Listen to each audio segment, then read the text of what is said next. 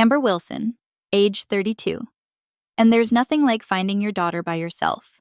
She was on her hands and knees, cleaning floors. My work in marketing frequently sends me on trips. However, arriving home early that day made all the difference. My little 8-year-old, Madison, shuddered as I entered. Ever since I married Scott, she has never been completely accepted by my in-laws. Instead, they had taken their genuine grandchild to a theme park. The events that followed would permanently alter our family. From where are you seeing today? In the comments. Include your location. When no one else would. I shared how I protected my kid. Hit subscribe to follow along. I've always had a strong work ethic and have risen through the ranks of digital marketing while balancing parenting. But don't get me wrong, Madison has always come first. I can feel my heart moving outside of my body. Even if it seems impossible at times, we manage to maintain equilibrium. At a friend's BBQ 6 years ago, I got to know Scott Henderson. Madison was only 2 years old at the time, a toddler with curly hair who won over everyone's affections, including Scott's. He told her stories with all the goofy voices and played with her on the floor from the first day, never treating her any differently because she wasn't biologically his. Tragedy brought Madison into my life. Before she and her husband perished in a terrible vehicle accident when I was a child, my cousin Stephanie had been my best friend. Madison, their daughter, has no one else. I was scared and unmarried at the age of 24, but I knew I had to take charge. Although emotional, the adoption procedure was essential. I swear to provide Madison with the security and love she deserves for the remainder of her life. Madison was included in the sweetest manner possible when Scott proposed a year after we first met. He asked if we would both do him the pleasure of becoming his family, after getting down on one knee with 2 rings, one for myself, and a little heart necklace for Madison. Madison was also legally adopted by Scott following the wedding. We were a whole family on paper and in our hearts. I met Scott's parents, Robert and Eleanor Henderson, at that time. At first, they appeared to be very amiable but reticent. They brought Madison presents, but when they gave her a hug, their eyes didn't quite meet hers. I attributed it to the fact that they required some time to adjust to this sudden family circumstance. Eleanor had remarked that she was a pretty little creature. But Madison doesn't look like either of you when you look at her features, does she? Despite the criticism, Scott promptly clarified that Madison was adopted, and I liked how he stated it objectively and without apology. Then there was Lily, Michael Scott's daughter, and his younger brother. Coincidentally, Lily was born 2 months after Madison and was also 8 years old. At first, the cousins got along well and played together while the adults looked on at family get-togethers. However, I began to see trends during these gatherings. 2 presents would be brought by the grandparents. However, Lily's was consistently bigger or more costly.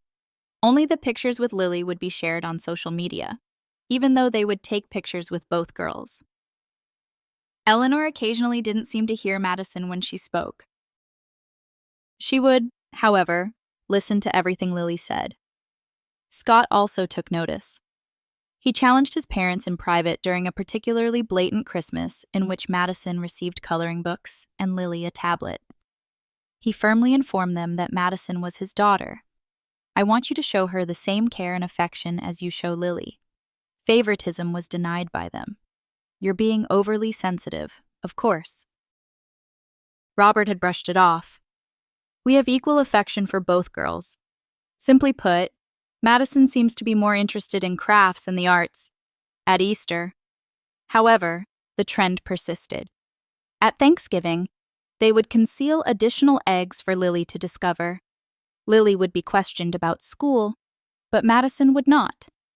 Little things, maybe, but they added up to Madison's sense of identity like little paper cuts, like she did with Lily.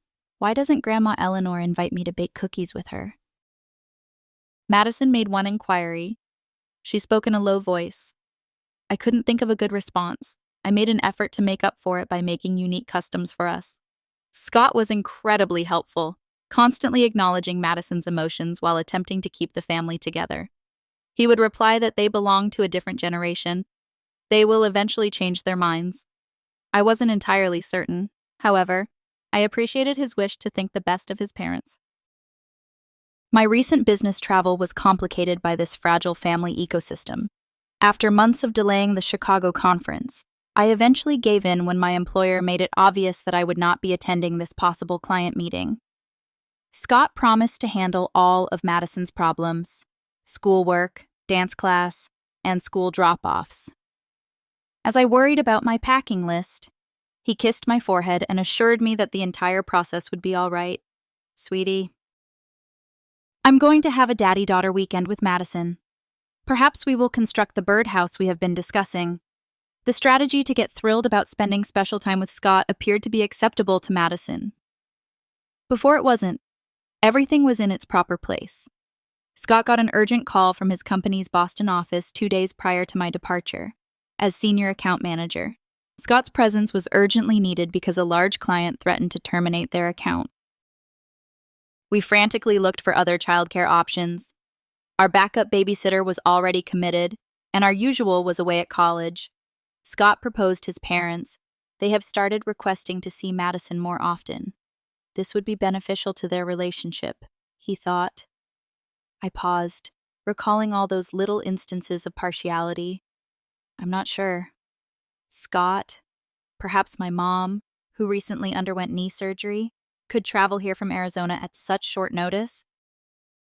I know my parents aren't flawless, but they're good caregivers. Scott reminded me, I will return before you in just 3 days. I reluctantly consented. We had few choices, and I wanted to think that their relationship with Madison may change as a result. Perhaps they needed a little one-on-one time. Eleanor and Robert brought overnight bags to our house the morning I departed. Eleanor assured me, hardly looking at me as she flipped through her phone. We've got everything under control. You know, we brought up 2 boys. It will be easy with just 1 young girl. I dropped on Madison's knees. Be kind to your grandparents. All right. Daddy will return in 3 days, and I will call every night. Madison boldly nodded, but her eyes were filled with uncertainty. Mommy, I'll be all right. I'll assist with everything, including the chores. Sweetheart, you don't have to stress over chores. I gave her a tight hug and told her to just be a kid and enjoy herself. More than all the stars in the sky. I love you, she said. I love you to the moon and back. Our customary farewell. Despite having back-to-back meetings in Chicago, I managed to video call Madison every evening. She was a little quiet the first night, but otherwise appeared great. They ate spaghetti for supper and then watched a movie, she said. Do you enjoy spending time with your grandparents? I inquired. It's all right, she shrugged. I had to pick up my toys twice because of Grandma. I was messy, she said. I scowled a little. In fact, Madison was really neat for an 8-year-old. While they're there, keep in mind that it's their home rule. 2 days left, my love. We had a shorter call the second night. Madison said she was completing her dinner and would call back, but Robert responded instead. However, that call never materialized. Eleanor responded with a frustrated tone when I tried again before bed. Madison has fallen asleep already. She had played all day and was exhausted. Tomorrow, she will give you a call. Scott called later, but I couldn't pinpoint what it was that made me feel uneasy. In Boston, his meetings were taking longer than they should have. He said, My parents don't mind staying an extra day. You will return home the day after tomorrow, and I should be back the day after tomorrow. Unexpected events occurred on the 3rd day of my trip. Our last 2 days of meetings were canceled when the client we had been chasing chose to sign early. All of a sudden, I had the chance to take an early flight home. Do you really think you won't want to stay and take in the sights? My coworker inquired.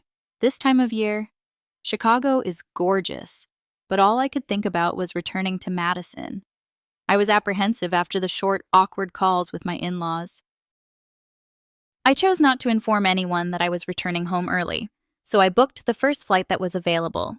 I would unexpectedly relieve my in-laws and surprise Madison, a victory for all. I noticed that I was getting more and more excited to get home during the flight. After arrival at the airport, I attempted to call the residents, but nobody picked up. I informed Scott via text that I was leaving early for home. "That's fantastic," he said. "I'm still stranded in Boston. Client problems are more complex than anticipated. I adore you both." I experienced a building sensation of suspense and an unexplainable dread as I drove away from the airport. I blamed it on maternal guilt for being away and travel tiredness. I was so excited to see Madison's expression when I burst through the door. I pictured her squeals of joy, her running embrace, and the barrage of stories she would want to share with me all at once. However, I noticed something strange when I came into our neighborhood. Robert and Eleanor's car was not in the driveway.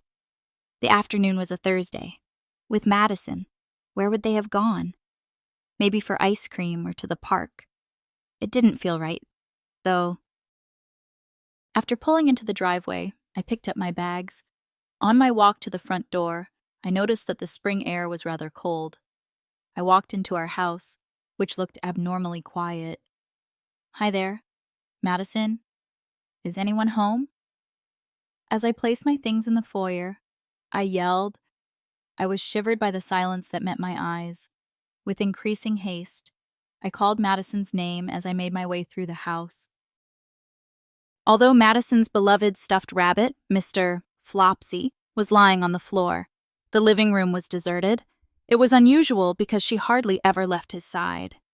There were traces of a hurried meal in the dining room.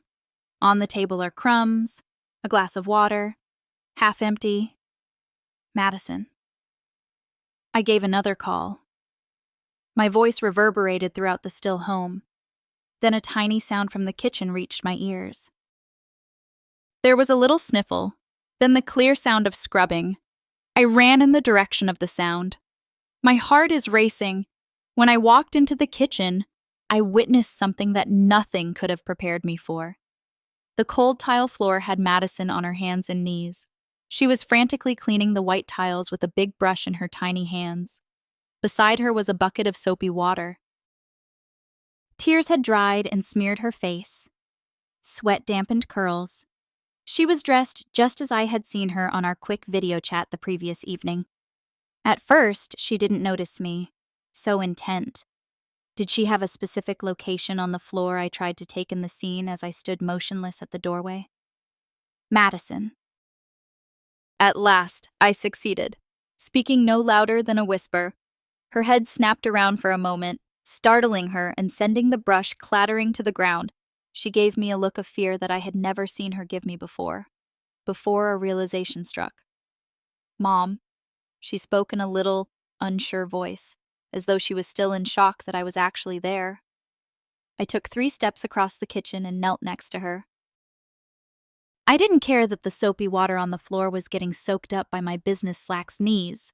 "What are you doing? Baby Grandma and Grandpa, where are they?" Madison's eyes filled with new tears, and her lower lip quivered. "I apologize, Mother. I created a huge mess this morning when I spilled grape juice. Grandma told me that I must clean the entire kitchen floor before they return because I need to learn responsibility." I feel chilled. The entire floor, Madison. They went where? Her little shoulders slumped as she gazed down. They took Lily to Adventure World, the large roller coaster amusement park. They abandoned you here by yourself. Though anger was growing inside of me, I found it difficult to speak calmly. Madison gave a nod. Grandma remarked that since I wouldn't value it as much as Lily would, I couldn't go. Being their real granddaughter, Lily deserves special treats, she stated. My heart shattered when her voice broke on the final words. Her little body shook against me as I drew her into my arms. "My dear, how long have you been by yourself?" she whispered on my shoulder after breakfast. "They'll be back for dinner," Grandma said. She warned that if I didn't clean the floor by then, I wouldn't be able to enjoy dessert. And I had to consider the reasons behind my constant clumsiness. While they brought their genuine grandchild to an amusement park, They left my 8-year-old daughter alone for 4 hours, scrubbing floors on her hands and knees. I was physically sick. Have they ever abandoned you like this before? Trying to speak steadily, I asked. After hesitating, Madison nodded. They went shopping with Lily yesterday. I complained too much about being bored, so they told I couldn't come. They had been gone for a while. I felt afraid. I fought back tears of remorse and anger as I closed my eyes. While I was away, what else occurred? You may tell me anything, Madison. I swear I won't be angry with you. In stops and spurts, she related how Madison had watched while Lily was handed new toys, how Eleanor had frequently remarked that Madison wasn't truly family and didn't have Henderson blood, and how Madison had been forced to assist with cleaning, dishwashing, dusting, and picking up while Lily played. I should be thankful that you and Daddy took me in, Grandma continued. Because no one else wanted me, Madison said. She seemed so serious that it was obvious she thought it was true. I'm fortunate because I could have ended up in an orphanage, she remarked. Every word cut my heart like a dagger. I rocked Madison softly while holding her closer. Pay close attention to what I have to say. Madison, you are not fortunate that we took you in. Elizabeth Wilson Henderson. Every day we are the fortunate ones. I'm grateful that I get to be your mother. In my life, you are the most valuable and significant individual, and I sincerely apologize for this incident. Are you not upset with me for revealing the truth? Her voice was small as she requested. Obviously not.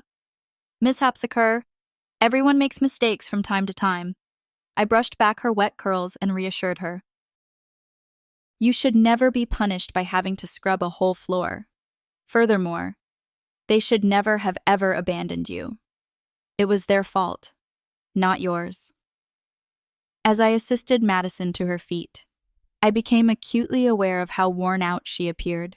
Her hands were sore and withered from the cleaning solution, and her knees bore ugly red bruises from squatting on the hard floor for so long. I led her to the bathroom and helped her wash her face and hands. Let's get you cleaned up and then we're going to have some ice cream, I said firmly. My thoughts was full of schemes and rage. When they return, will Grandma be upset with me as I was putting lotion on Madison's cut hands? She inquired. I firmly answered, No, baby, you're not in trouble with anyone. However, Grandma and Grandpa are in serious jeopardy because of me. Madison's gaze expanded. Do you intend to shout at them? Taking a big breath, I thought about this. No, I won't yell. But I will ensure that this doesn't occur again. My daughter is not treated this way by anyone. Nobody. Following Madison's cleanup, she cheerfully worked her way through a rainbow sherbet cone when I took her downtown for ice cream at her favorite store. I observed her intently, picking up on details I had overlooked during my initial shock. After only a few days, she appeared thinner and had dark circles under her eyes. She continued to look at me, as if to reassure me, and her normally vibrant talk was muted. Tell me everything that transpired during my absence. Madison, I said softly. All 3 days. Not just today. Even things you believe could disturb or depress me. It's quite significant. Madison opened up slowly, in between licks of ice cream. The resulting image was worse than I had anticipated. It had been a good first day, tense yet controllable. The disparity in treatment had become obvious by the second day. When both kids became excited and boisterous during a game, Madison had to read quietly while Lily was permitted to watch TV. Madison was the only one who had received a reprimand for being unruly. According to Grandma, Lily's good breeding has taught her how to behave like a respectable young lady. Madison stated unequivocally that he did not fully comprehend the meaning of the phrases. Mommy, what does breeding mean similar to dogs? I took a deep breath. It's a really outdated and inaccurate method of discussing families. Grandma was wrong to say that. Then it was revealed that Lily had been given her favorite dishes while Madison had been forced to eat simpler, less appealing ones. Eleanor had informed Madison that she had requested the same chicken nuggets that Lily had. For Lily, those hold great meaning. You are welcome to a sandwich. Nor was the trip to the amusement park the first time Madison had been shut out of a group. The day before, Madison had been left at home with strict orders to consider her actions after they had brought Lily to a movie. What conduct? Despite my growing rage, I asked in a bland tone. Madison gave a shrug. When I begged to eat dessert like Lily did, Grandma claimed I was being impolite. However, I didn't get any ice cream when Lily did. Was asking that bad? That wasn't awful at all. My dear, I told her that I had decided by the time we finished our ice cream, this wasn't a miscommunication or a bad choice made once. My child was the victim of a pattern of emotional abuse and neglect, and it ended in the car today. Scott's phone went straight to voicemail when I tried to call him again. Instead, I texted him, "Give me a call right away. Madison and your parents are at home in an emergency. Madison got a bubble bath from me. She enjoyed something, so I let her play as I walked the corridor. I'm holding the phone." When Scott eventually returned the call, his voice sounded worried and tense. "What's the matter? Is Madison doing well after entering our bedroom and shutting the door?" I let everything out. Madison was found by himself, the amusement park, the scrub, everything. Scott's astonishment soon gave way to horror, and finally to anger. For hours, they abandoned her. They told her that they weren't truly family, and his voice got louder with each word. "Yes," I said, speaking softly to avoid Madison hearing Scott. "This goes beyond partiality. This is abuse of the emotions, and it's negligence, and even criminal, to leave an 8-year-old alone for hours on end." The other end of the line was silent for a long time. "I'm going home after that. I'll release the subsequent flight." "How is your client doing?" Scott exclaimed. "Screw the client," with a strong tone that I didn't often hear from him. "My daughter comes first." Daughter is always used. Just a daughter, not your daughter or your stepdaughter. Something in my chest warmed up, despite the anguish and rage. "Scott," I said cautiously, "before they return, we must decide how to handle this. I won't let them enter as if nothing had happened, and they'll be here for supper. They must leave our home." Scott said right away, "And I don't want them to ever be by alone with Madison again." "I agree," I answered. I was relieved that we agreed. However, we must be strategic. I don't want to start a fight in front of Lily or Madison. An adult altercation shouldn't be witnessed by the girls. After debating our alternatives, we ultimately decided on a strategy. I would deal with Scott's parents in a calm but stern manner as he tried to get home as soon as possible. They would be instructed to get their belongings and depart, either to return home or to a motel. We would make it plain that they would never again be allowed to enter Madison unattended. Scott said, "They're going to fight this. We're overreacting. They'll say that it wasn't a huge problem to leave her alone, that children require discipline. Let them," I responded. My voice has a new hardness to it. "Whatever justifications they offer, I don't care. After making our kid feel unworthy, they abandoned her for hours. From that, there's no turning back." I hung up and went to check on Madison, who was having a great time playing with her bath toys, apparently more at ease now.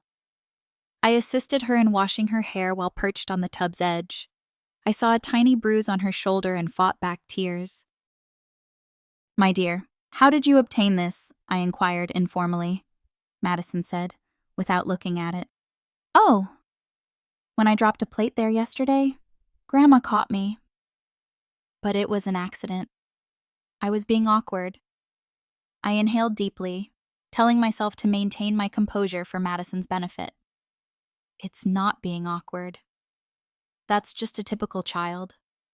And even when adults are angry, they should never grab kids so violently that they get hurt. I assisted Madison into her favorite jammies after her bath. Despite the fact that it was late afternoon, comfort was what she needed now, not elegant dinner dress. As we watched her favorite movie together on the couch, I gave her an age-appropriate explanation of what will happen next. The decisions made by Grandma and Grandpa were terrible. I informed her that they would no longer be staying here because of the decisions that indicate they cannot be relied upon to adequately care for you. Madison's eyes widened as she gazed up at me. Are they having problems? Yes, I was honest. Big trouble. There are repercussions for what they did, which was wrong. I still see Lily, though. Her voice was small, as she requested. In spite of everything, my heart hurt. She feared that she would lose her cousin. You will. Of course. Neither you nor Lily did anything improper. The adult's behavior, not yours, is at issue here. I kept checking the time as the afternoon went on. It was getting close to 5:30 p.m. It's usually dinner time in our home. I had to be prepared for the in-laws' impending homecoming with Lily. When they got there, I invited Madison to play in her room and said I would call her down later. Mommy, are you certain you're not upset with me? As I put Mr. Flopsy in her arms, she inquired. Never in my life have I been more certain of anything, I informed her, putting a kiss on her forehead. You have no idea how much I adore you. An automobile pulled into the driveway as I was closing Madison's door. I went downstairs to meet them, squaring my shoulders. What came next? There was one thing I knew for sure. My daughter would never again feel unwelcome in her own house because of anyone. With a roar of laughter, the front door sprang open. Eleanor was the first to arrive, carrying shopping bags bearing the Adventure World emblem. Robert arrived behind her with a weary-looking Lily on his shoulders. It wasn't until I cleared my voice that they all realized I was standing in the living room in three-way. Eleanor clutched her chest as she leaped. Amber, oh my God, you frightened me. At home. What are you doing, Madison? Where are you? Robert placed Lily to the floor and looked around before asking. Upstairs, Madison, I said. Despite the anger pulsing through me, I spoke steadily. She is sleeping after cleaning the kitchen floor by herself for 4 hours at a house that is deserted. Before settling into a defensive grimace, Eleanor's features briefly flashed with something guilt, maybe, or just the frustration of being discovered. Don't be too theatrical, please. She had to clean up the mess she made. We refer to it as teaching duty, accountability, struggling to maintain a level voice. I repeated, what do you call spending hours in an amusement park with an 8-year-old child by yourself teaching accountability? Robert dropped the things he was carrying and moved forward. Right now. Amber, that wasn't the case. Madison threw a fit over the juice this morning, being challenging. She needed time alone to reflect on her actions. A fit, I inquired. Madison apologized to me after inadvertently spilling juice. Instant. That's what she would say. Wouldn't she? Eleanor took off her jacket and sniffed. I've observed that when it suits her, she frequently distorts the truth, unlike our Lily. Even though the comparison's casual cruelty made my anger boil, I remained calm no matter what happened to the juice. An 8-year-old child was left alone by you. Are you aware that in this state, that is legally regarded as neglect right now? I could give Child Protective Services a call. They were drawn to that. Eleanor's eyes tightened, and Robert's face went a shade paler. You wouldn't risk it. She gave a hiss. Madison is doing really well, and we were only gone for a few hours. Give up your hysteria. I'm not hysterical, I answered. I'm acting like a mommy. After being told that her daughter is not a true member of the family, the mother returned home to find her alone, scared, and scrubbing floors on her hands and knees. At least Robert was polite enough to display discomfort. We didn't say that. Really, Madison informed me that you two have told her on multiple occasions that she doesn't have Henderson ancestry and that she should be thankful that we took her in since no one else wanted her. Eleanor's eyes rolled. Youngsters tend to exaggerate. Furthermore, the fact that she is not blood-related is a reality. About that, we've never been bashful. Her age is 8 years. Despite my best attempts, I raised my voice and yelled, "She is also related. She is the daughter of your son. She was legally adopted by Scott. Her last name is yours." "What more would you like?" "Look," Robert said, obviously attempting to diffuse the issue. "Even though we could have made some bad decisions today, you're exaggerating the situation. Madison has been under our care without any problems for the entire week." "No problems." I gave an incredulous laugh. "Madison filled me in on everything. You forced her to do chores while Lily played and kept her out of activities. Gave Lily new toys and healthier food, more focus. She informed me about getting bruised from being grabbed so forcefully. She was informed she complains too much. And yesterday she was also left alone. This was not an isolated instance of poor judgment. This was a trend. My phone rang at that very moment. Scott was the one. After responding, I put it on speaker right away. "Scott," Eleanor's voice came out of nowhere. "Sweetheart, honey, the claims your wife is making are absurd. Madison has been receiving excellent care from us, but you are aware of her difficulties. She misbehaved today, so we had to leave her alone for hours in order to reprimand her." Scott's voice, taut with suppressed rage, crackled across the speaker. "While you were at Adventure World with Lily, she had to take a lesson." Robert stood up for himself. "We also wanted to give Lily a special day out. What's the matter with that?" "What's the matter?" Scott spoke slowly. "Did you leave my daughter behind? You ignored her. She felt alienated from her own family and undesired in her own house because of you." "Oh," Eleanor sneered. "Please." Like her mother, she is overly sensitive. To be honest, Scott, I have no idea what you were expecting. After all, blood is thicker than water. Naturally, we share a unique bond with Lily. Deathly silence fell in the room. Eleanor seems to recognize that she had overreached herself. "Just what did you say?" Scott's tone was eerily silent. Eleanor started. "I just meant—" Scott interrupted her. "Though, Mom, I understood exactly what you meant. It's also unacceptable. My daughter is named Madison. My stepdaughter. No, not my daughter by adoption. My daughter. You also don't deserve to be in her life if you can't treat her with the same respect and love that you give Lily." Indignation twisted Eleanor's face. "You have no right to talk to me like that. Where are your parents now that we have done so much for you?" "Madison's parent is me." Scott gave a forceful response. "Therefore, it is my responsibility to keep her safe. Even from you." That's when I took over, speaking calmly but firmly. "This is what will take place. Tonight, you will pack your belongings and go from our home. You can either drive home or check into a motel." "Which I don't care about. However, you're leaving, and you won't be able to enter Madison unattended ever again. This is ridiculous," Eleanor sputtered. "Robert, speak up." Robert appeared conflicted, his eyes darting between the phone and his wife. "I believe that we should all relax and have a reasonable conversation about this. Son, cutting us off from our granddaughter is undoubtedly an overreaction to the error we made today," I said. "It's not just today. It's every remark, every analogy, every instance in which you have denigrated Madison. Because she isn't a true Henderson, she honestly feels that she should be treated worse than Lily. Over the phone," Scott added, "and it stops now. By the time I get home, I'll be on a flight in an hour. I anticipate your departure. After Madison has had time to recover from this, we can talk about supervised visits in the future." Lily, who had remained silent throughout this conversation, now raised her voice. "Is Madison doing well? Is she available for me to see?" Her naive worry brought the situation's ridiculousness to light. Something was wrong.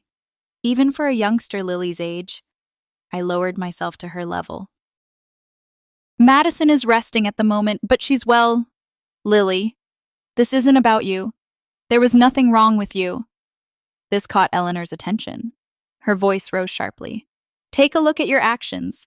You're causing friction among the cousins.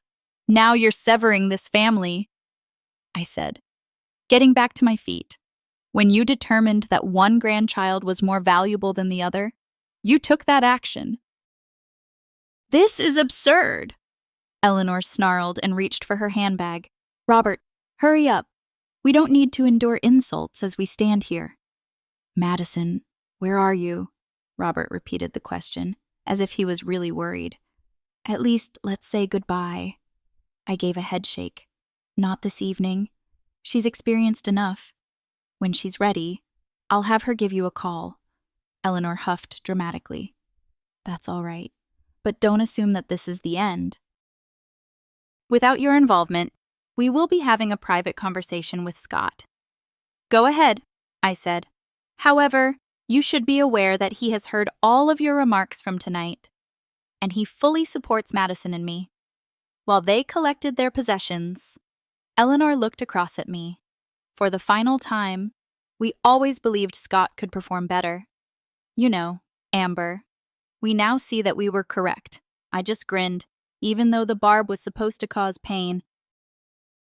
It's funny because I was just considering Madison's grandparents in the same way. As the sound of their automobile faded, they departed with a bewildered Lily, slamming doors and screeching tires. Suddenly tired, I leaned against the wall. Although the encounter had gone as smoothly as could be anticipated, it was only the start of what would probably be a protracted and agonizing family conflict. Madison was sitting on her bed with Mr. Flopsy as I went upstairs to her room. Evidently, they had heard some of the noise. Was I the reason Grandma and Grandpa left?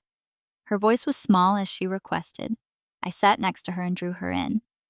No, dear. They departed due to their own poor decisions. You are not to blame for any of this. Are they going to return? I carefully considered my comments before leaving us.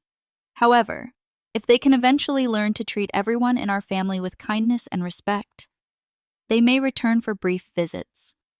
Madison seems to accept this by nodding. Will Daddy return home indeed? In a few hours. He will arrive. He is eager to see you. Madison was holding Mr. Flopsy as he fell asleep that night. I sat next to her bed and observed her serene face. I had always vowed to keep her safe, and I had done so today. There would be consequences, challenging discussions, and there will probably be more conflicts in the future. However, I knew I had made the right choice when I saw Madison's tiny body and her sleep without strain or fear. I came to the realization that some family bonds are not worth keeping if they harm the individuals we care about the most. Scott was fired with adrenaline but fatigued from the journey when he got home shortly after midnight. I embraced him after we met at the door. Now that Madison was asleep and I didn't have to be strong for her, I was finally letting myself cry. Scott's voice was raspy with passion as he said, I can't believe they did this. My own parents. How could they be so cruel to her? Madison had been forced to scrub the floor, which was now spotless. And we sat at the kitchen table. I described it all in full. The details of the last few days, Madison's exact statements, and the condition in which I had discovered her. Therapy. Scott paid attention. His face was hurting more and more. He ran his hands through his hair and replied, I knew they favored Lily. However, I never thought they would go this far, abandoning her and informing her that she is not truly family. That is, unable to find the right words to describe his disdain. He drifted off. Have they given you a call? I inquired. Scott gave a somber nod. I texted them several times to say I will talk to them tomorrow. Tonight. I couldn't take it. Madison was ecstatic to find Scott home the following morning. With a heartwarming shriek of excitement, she flung herself into his arms, a flash of her typical vivacity. On our way back, we met as a family over breakfast, having an honest but age-appropriate discourse. holding Madison's little hand in his. Scott explained that Grandma and Grandpa had made some really poor decisions, and there must be repercussions when adults make poor decisions that harm kids. Similar to when I'm given a timeout, Madison inquired. Likewise. Yes, I answered, but they won't be able to spend time with you unless another responsible adult is present, and their timeout will be much longer. Madison thought about it.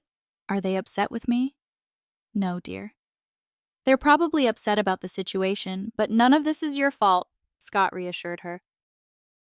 Please, I really need you to hear that. This isn't your fault. Madison nodded, but it was clear that she wasn't quite persuaded.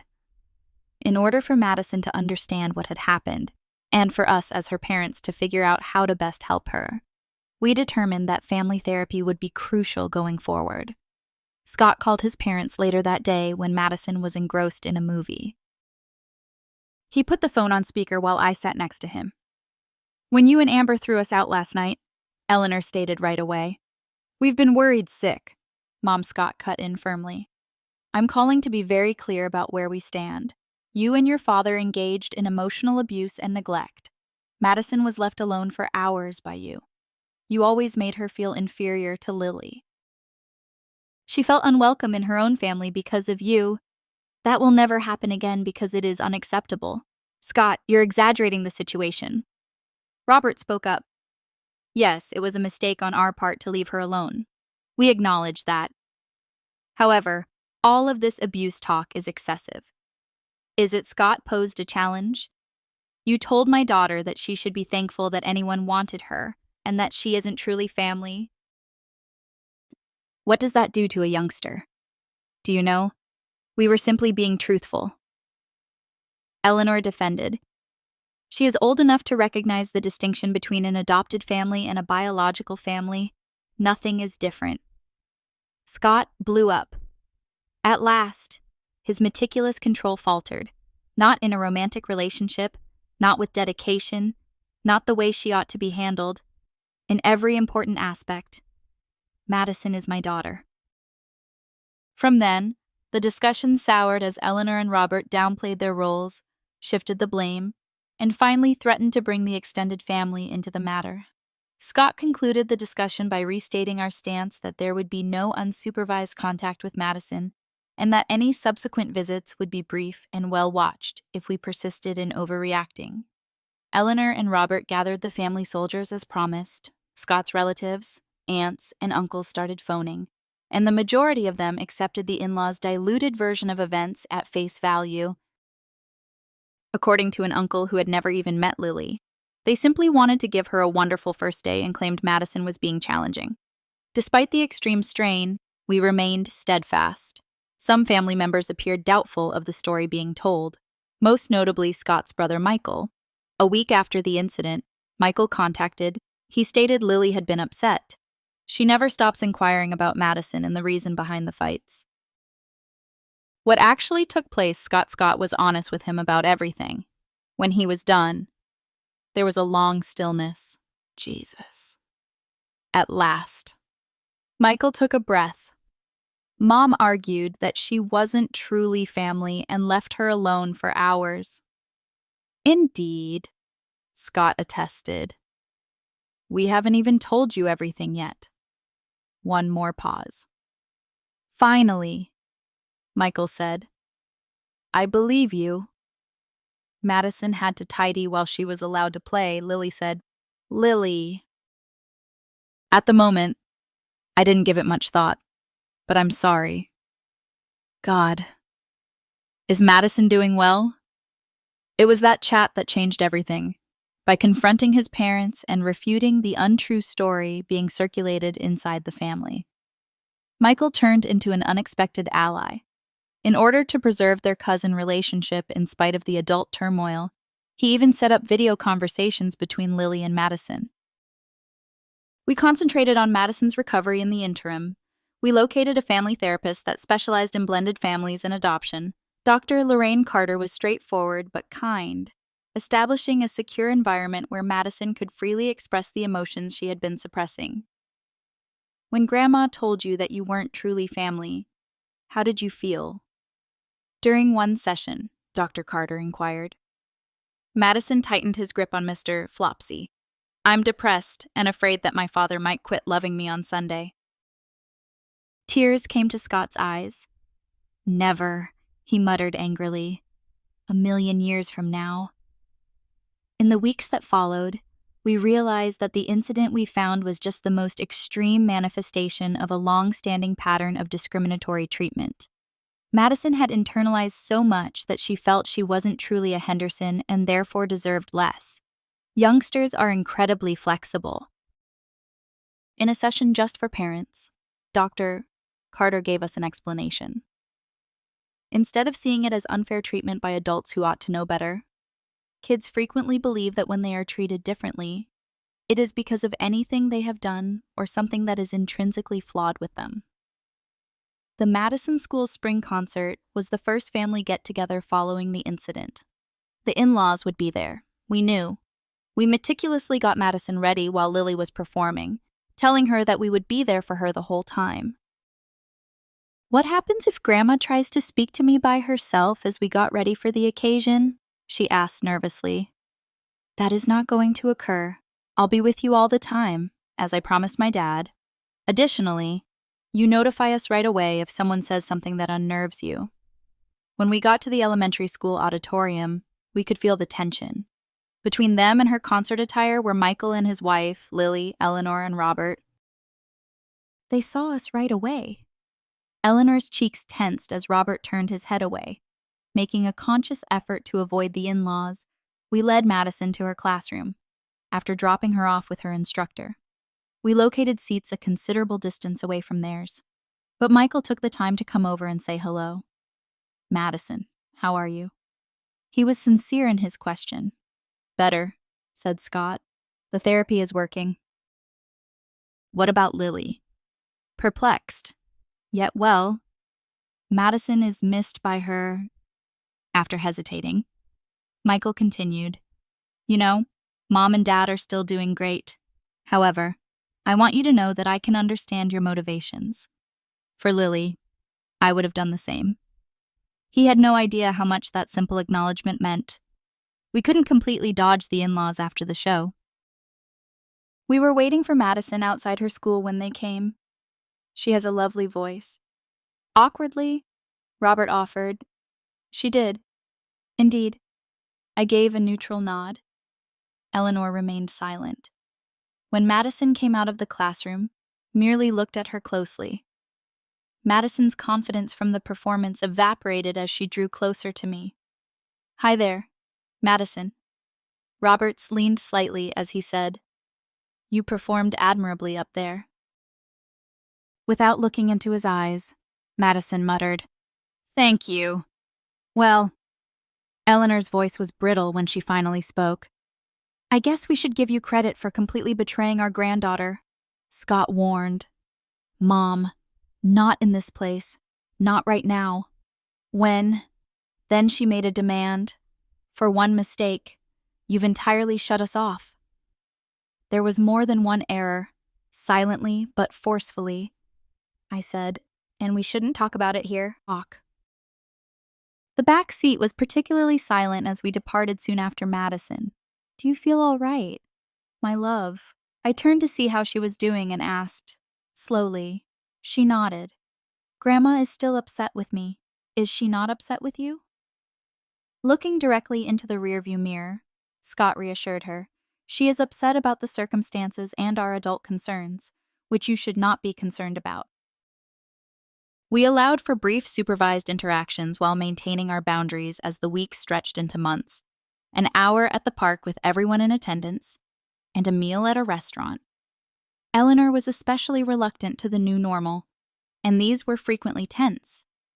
At one such gathering, she grumbled, This is ridiculous.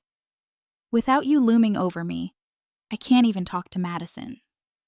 Indeed, I confirmed coolly. We have established these limits. You may either show them respect or avoid Madison altogether. You have an option. At least Robert appeared to be trying. He brought Madison suitable presents, inquired about her hobbies without drawing any parallels to Lily, It was difficult to determine if this was true progress or just improved behavior under observation. However, it was a beginning. The most surprising outcome was Madison and Lily's closer relationship. In fact, the cousins became closer after being freed from the poisonous effect of favoritism to connect with one another. They had real fun together, had supervised playdates, and made video chats. Evidence that the kids had never been the issue. About 4 months after the incident, Madison remarked one day, "I wish I could have a sleepover at Lily's house." "That's not possible at this time," I said gently. "However, if things keep getting better as a result of what Grandma and Grandpa achieved, perhaps one day," she inquired. I honestly answered, "Yes. We must always ensure your safety and respect. As your parents, that is our responsibility." After giving this some thought, Madison stated something that demonstrated her progress. "I'm not a real Henderson, so that wasn't the reason, was it?" "It was as a result of their cruelty." "Exactly," Scott responded with a tone of pride. "Furthermore, blood or DNA have no bearing on becoming a Henderson. It's about showing each other kindness, love, and respect." We learned in therapy 6 months after that awful day that there had been far more cases of emotional manipulation and partiality than we had first thought. The good news, Dr. Carter informed us, is that Madison is young and resilient. With constant support and love from you both, little incidents that had appeared inconsequential at the time now established a clear pattern of conduct intended to make Madison feel less. This is something she can and will get over. Your current efforts are essentially reprogramming her brain to recognize her equality, worth, and love. Scott and I gave our all to that work, establishing new family customs that honored our special family history. We read adoption-related books, had candid conversations about various family structures, and ensured Madison understood that her origin story was one of love rather than sorrow. We watched our daughter gradually come out of the shade of insecurity that had been placed over her. Her eyes regained their brightness. Her persistent need for reassurance progressively subsided as her laughter increased in frequency. Both she and we were recovering. Our family had adapted to a new normal 6 months after that awful day. In therapy, Madison was doing really well. The relationship with his parents had changed into something that was cautiously tolerable, if not completely restored, and Scott and I had strengthened our united front as parents. The most important discovery was made in an unexpected way while eating lunch under supervision at a neutral restaurant. Robert and Eleanor were left alone with their thoughts for a moment when Scott left to answer a work call and Madison joined me in the washroom. Eleanor was remarkably silent when we got back. After picking at her food for a few minutes, she abruptly turned to Madison. "I must apologize to you," she said. Her tone faltered a little. "We made a mistake with what I did. Absolutely incorrect. I should never have abandoned you. And those harsh remarks about you not being family were never appropriate on my part." Madison looked at her grandmother, obviously taken aback by this unexpected change of heart. "It's okay," she said instinctively. A child's way of calming down adult feelings. "No, it's not acceptable," Robert gently interrupted. "Your grandmother is correct. There is no justification for the unjust treatment you received from us. We sincerely apologize." "Madison," I kept a close eye on my daughter. She appeared to be carefully considering what they were saying, but she was prepared to step in if necessary. "You did it. But why?" At last, she posed the straightforward inquiry that only a child would dare to pose. Eleanor appeared stunned, comparing looks with Robert before responding. "I believe I was clinging to antiquated notions of what constitutes a family. I was mistaken. It's not about blood to be family. It has to do with love. Additionally, your father adores you. This implies that you are just as Henderson as Lily or anybody else." The apology was not flawless. It was a beginning, and I could see by Madison's expression that it meant something to her. even though it didn't address the favoritism or the emotional abuse. "Does this imply that we can now become friends?" Madison inquired warily. Tears filled Eleanor's eyes. "That is something I would really want." Although there was still a long and difficult path ahead, that conversation was a turning point. Dr. Carter suggested that Eleanor start individual therapy, examining her own firmly held views on bloodlines and families. Madison's true personality and interests prompted Robert, who had previously been more passive in the dynamic, to take an active role in establishing a connection with her, not in relation to Lily. Without the poisonous partiality that had previously marred their connection, the cousins' bond continued to grow. Now that she knew more about what had transpired, Lily unexpectedly started to defend Madison. "Grandma, you need to find out Madison's preferences, not just me." She would claim that when Eleanor resorted to old habits, the responsibility from her cherished biological grandchild frequently had a greater effect on Eleanor than anything Scott or I could express. Scott had seen a significant change in his relationship with his parents. There was cautious attention in place of the naive confidence. But he gradually gave himself permission to hope for genuine reconciliation as they showed a persistent desire to mend. One evening he told me, "I never imagined I'd have to parent my own parents." "That's basically what we're doing, though, teaching them the proper way to interact with our child." I pointed out that you're breaking a cycle. "Consider it. By being steadfast, your parents most likely inherited these attitudes from their parents. You're now making sure Madison won't continue to hold these damaging ideas." After initially supporting Eleanor and Robert, the broader family gradually realized how serious what had happened was. Our closest allies were Michael and his wife, who frequently acted as mediators between the opposing parts of the family.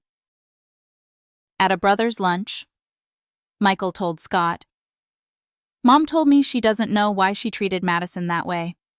She claimed she simply favored Lily without ever making the conscious choice to do so. She seems to be sincerely attempting to comprehend it now. During this time, our main priority was Madison's recovery. Years of discrimination, both subtle and not so subtle, left significant emotional scars. However, when given the proper support, youngsters exhibit remarkable resilience. During a family therapy session, Madison revealed, "I used to think there was something wrong with me, as if I weren't worthy of being a true Henderson. However, I now see that is untrue. I am both a true Henderson and a true Wilson. Both of my families adore me." I was moved to tears by what she said. My daughter had come out stronger and wiser than she had ever been after everything she had been through. We had found a new balance as a family by the year following the catastrophe. Robert and Eleanor were permitted monitored visits, which were progressively getting longer as they continuously respected our limits. Madison was more cautious than she was with other family members, but she felt secure with them once more. Pretending this never happened is not the aim. During a family session with the grandparents, Dr. Carter reminded us, learning from it, developing from it, and creating better relationships in the future are the objectives. Eleanor nodded, noticeably less defensive than usual. Madison should never again feel inferior or unwelcome. Even though I'm still learning, I'm determined to improve. It was the first time I trusted her. We threw a party for Madison's 9th birthday, where everyone from both sides of the family saw her blow out the candles and were genuinely appreciative of her for who she was. Madison was alone himself that day as I thought back on the traumatic trip that had led us here. One of the most horrifying experiences of my life had been cleaning floors while being informed that she wasn't my biological relative. However, in the end, our family was stronger in ways I could not have predicted by the fallout. The boundaries we established, the therapy we accepted, and the challenging talks we had, most significantly, Madison was now certain that she was loved, safe, and deserving of her own defense.